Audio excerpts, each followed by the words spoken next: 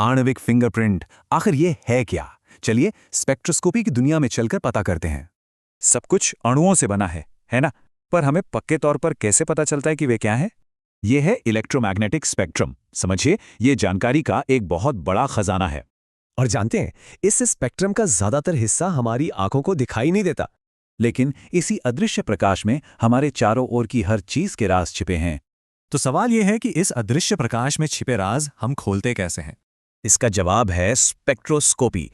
ये बस ये स्टडी करता है कि प्रकाश और पदार्थ आपस में कैसे इंटरैक्ट करते हैं। अणुओं को देखने के दो तरीके हैं। आईआर उनके डांस को महसूस करता है और यूवी विज उनके रंग को देखता है। चलिए अब एक दमदार तरीके पर ध्यान देते हैं, इंफ्रारेड स्पेक्ट्रोस्कोपी।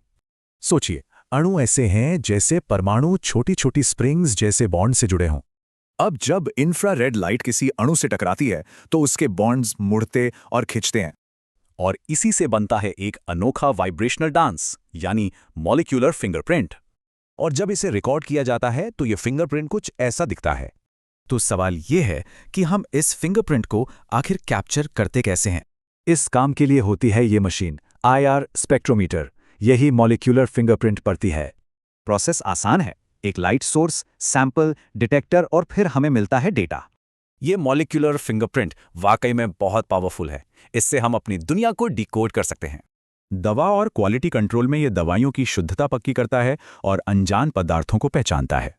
मटेरियल साइंस में ये प्लास्टिक और कोटिंग्स के लिए पॉलीमर्स को समझने में मदद करता है। और केमिस्ट्री में ये रिएक्शंस पर नजर रखता है और हवा, पानी में मौजूद प्रदूषकों का पता लगाता है।